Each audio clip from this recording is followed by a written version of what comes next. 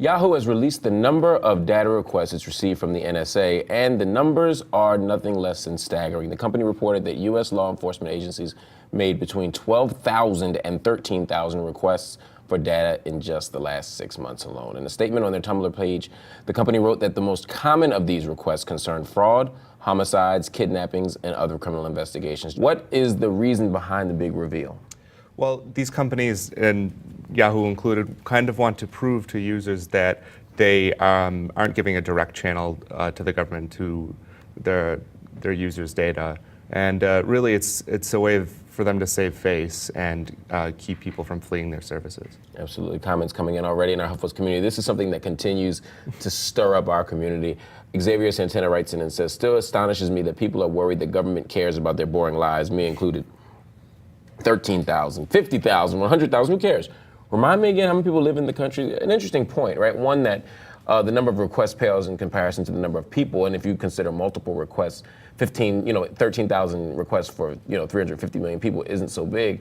But also there's the repeated argument people make, which is if you didn't do anything wrong, you have nothing to worry about. Our lives are boring, and the government doesn't really care about our casserole recipes. What do you say when you hear that? Well, yeah, a few 10,000 users doesn't seem like a lot, but really when the government asks for this data, it might vacuum in other people's communication with anybody who's been targeted. So your emails, your text messages, your photos still might end up on government servers because someone that you've contacted at one point in the past has been targeted. Yeah. This is scary stuff, though. Talk to me about the reveal itself, though. Mm-hmm. It seems to me that they're trying to be transparent, and we've heard this from other organizations, whether it's Facebook, whether it's Google. People are saying, look, we want to release information. We want to show that there was nothing crazy going on here. People are sort of throwing rocks at the government, upset at the government for using these sort of outlets and institutions to make requests, but the companies seem to be trying their best to be transparent. Is that a good thing? Yeah, I think it's a good thing for them to be transparent.